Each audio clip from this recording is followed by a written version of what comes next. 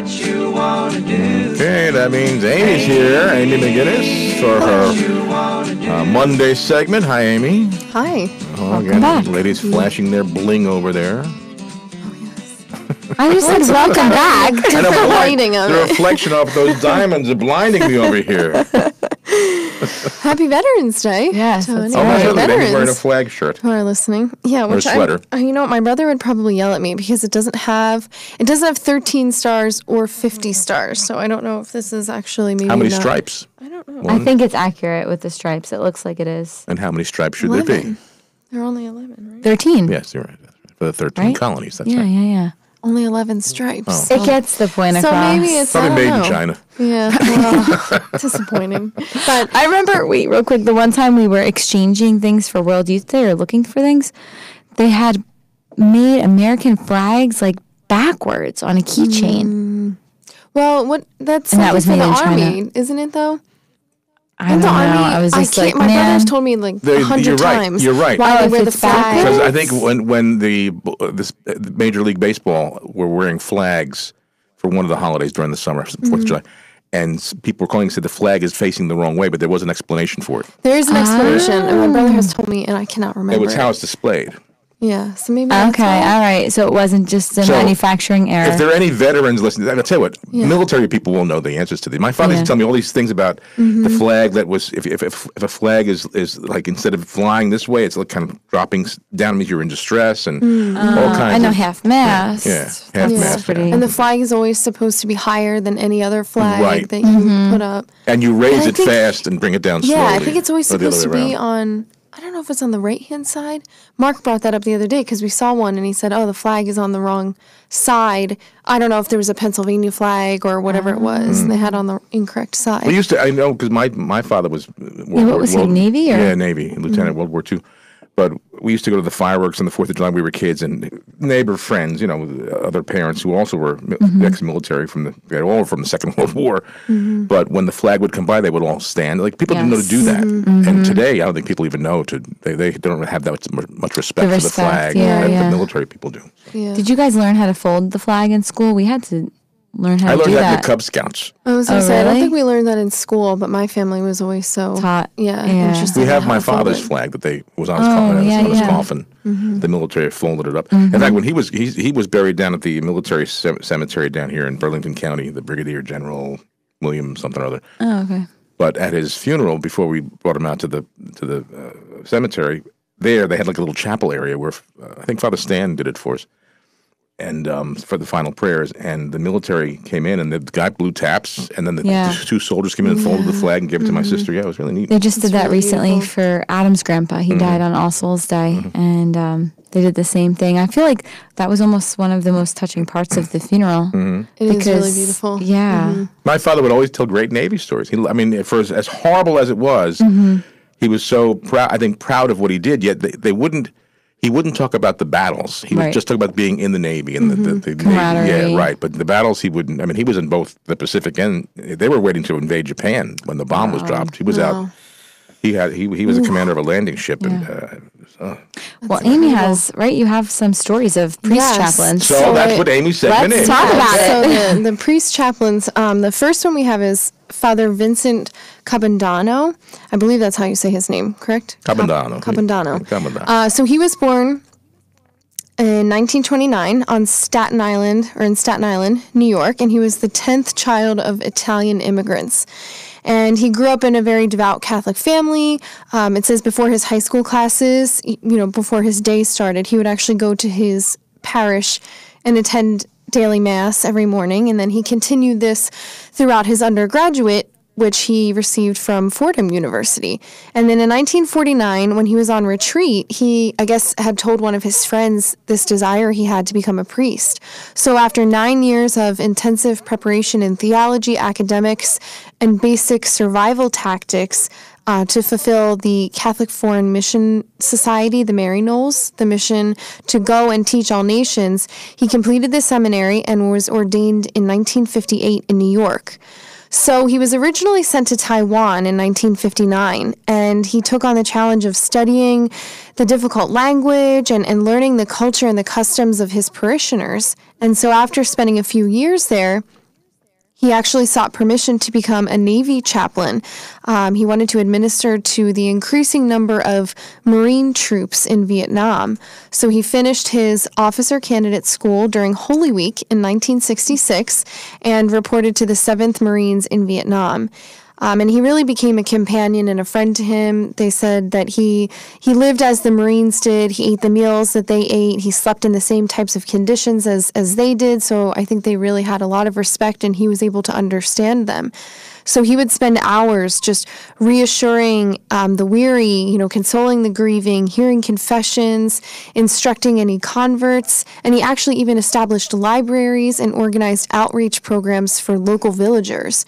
So on September 4th, 1967, he had decided to extend his deployment in order to stay with the Marines. And then on September 4th, they were in battle against the North Vietnamese. They had ambushed them.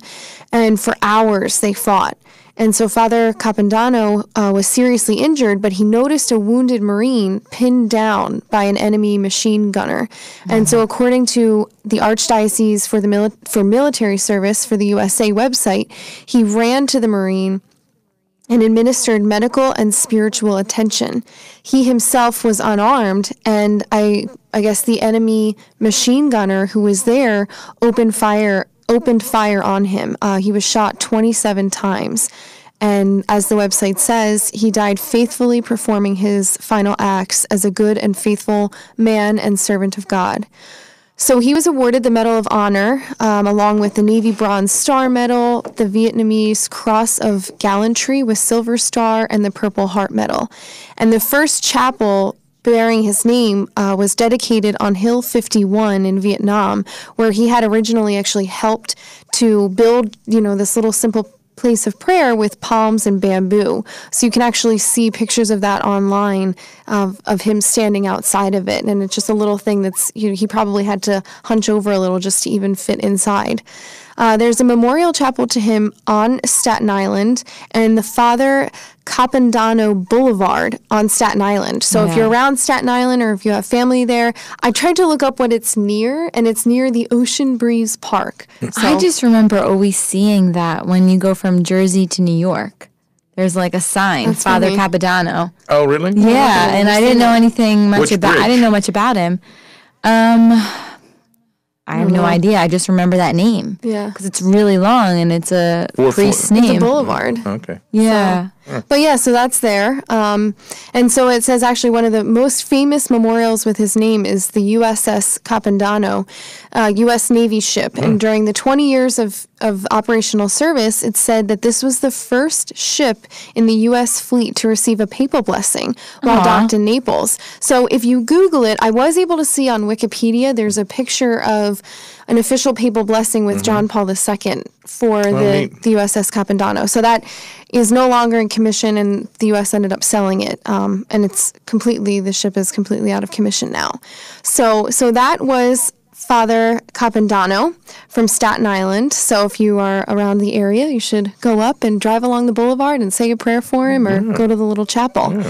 And then we have one other, there are tons of them, but one that I found, Father Emil Kapaun. So he was from a small farming community in Kansas, and he was born on Holy Thursday in 1916.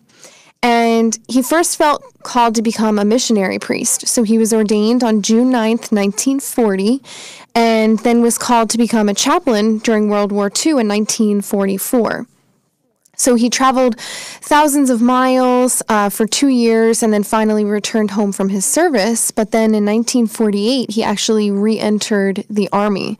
So he was among the first troops sent to help protect South Korea, which had just been invaded by North Korea. And he was administering in foxholes and basically just the middle of battle as his unit pushed its way up towards the north. And then they were ambushed by the Chinese army that was just entering the war. And it was called the Battle of Unsan, UNSAN. And it was one of the most devastating losses for the U.S. Of the Korean War.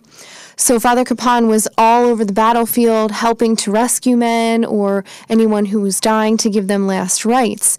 And basically, I guess when they realized there was nothing left they could do, they were ordered to pull back. But Father Kapaun chose to actually stay with the wounded men rather than escape. So they were captured by the Chinese army, and according to the U.S. Army website, you can look it up on there, as the men were completely surrounded, Father persuaded an injured Chinese officer to negotiate their safe surrender. So they were captured and forced to march over 60 miles to the prison camp in the bitter cold, and apparently it was the coldest winter on record. He really helped carry his men and encouraged them until they finally got to the prison camp, and then he was in prison for 7 months, where he basically ignored his own health. He nursed the sick. There are stories that he stole food for the hungry, for the other hungry prisoners. What was that? Robin Hood. Yeah. I steal from the rich and give to the greedy. Do you know that? Give to the poor. Oh, wait. Give to the needy. I'm thinking of the rhyme from Shrek. Do you ever see Robin Hood, little son in Shrek? No, I never saw that. Anyway, keep going, Amy. So he stole food for the hungry, and then I looked this up. It said that he picked lice off of the men, and I thought that was kind of a random thing to include, but it said that lice were just all over the place, and if they wouldn't pick it off, they would eventually die. So there'd be men who are just too tired or too ill, and they would see Father just going off and picking lice off of all the men. He would wash their dirty and soiled clothes. He would actually scale the fences and literally go over barbed wire to get to different compounds in the camp to help some of the other men. And then he obviously encouraged the men with prayers to keep fighting, because one day they would eventually make it out. So due to a blood clot in his leg and pneumonia, Father Kapaun was no longer able to help the other men. Eventually he was sent to the quote-unquote hospital, which was to the men in the camp known as the death house, and there he was denied medical assistance, and he died on May 23rd, 1951. So 2 years later, towards the end of the war, there were hundreds of POWs that were released, and some of whom carried this beautiful crucifix that was actually hand-carved by a Jewish POW who was inspired by Father Kapaun and his work. So these prisoners really testified to his role in their survival. And then you can look it up on April 11th, 2013. He was 2013. He was awarded the Medal of Honor by President Obama, and he is not only one of 5 chaplains to receive the nation's highest honor, but he is also the most decorated chaplain in U.S. history. Oh, wow. So in 1933, according to the Diocese of, in Kansas? Wichita? Yeah. He received the title of Servant of God in 1993, excuse me. So there's this walk that I saw on the U.S. Army website every year near his hometown. It's a 60-mile pilgrimage walk, and they walk 20 miles every day, and then they actually end at his home parish and have Mass there. So they walk in honor of POWs and especially Father Kapaun. So you can actually see more information about this. I don't know if they always do it in June, but I saw in 2015 they did it in June. So there is this article that I found. It's absolutely incredible. It is National Catholic Register interviewed the POW who was with Father Kapaun in some of his final days before he was sent to the hospital. He was a Methodist, and so he was thinking that maybe the Chinese army had put him in this room to keep him away from the Catholics. But this man, if you read the article, it's so incredible how Father Kapaun really helped him, and he was describing everything that he, this priest was doing. And he talks about the man, Jerry Fink, who was a Chicago native, who was the Jewish POW. He was trained as a military pilot, and he had been shot down in one of his first missions. And so Fink and the other POW were in the same prison camp, in the same room with Father Kapaun.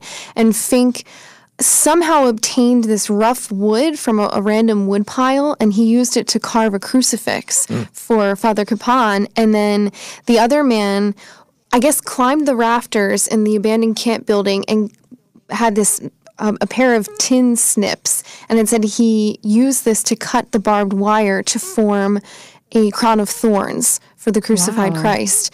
So this crucifix is 24 to 26 inches high and about 12 to 15 inches across, and was brought out of the camp by Catholic POWs when they were released at the end of the war, and is now enshrined in his hometown at his home parish in Kansas. So he's pretty incredible, and both of these men were so incredible. And I mean, according to the diocese website, he is a servant of God. So you can, I wasn't sure if there was some kind of there's official, a prayer out there for a servant of God, something that comes out about it. So maybe if you're listening, you could do your own research and say some prayers to him and for him, that he would be canonized a saint. But if you have the opportunity to read the article, it's called Living Water, Father Emil Kapaun, Shepherd in Combat Boots, on the National Catholic Register website. It is absolutely beautiful. Wow. Oh, very Sounds like they nice. should make a movie out of that.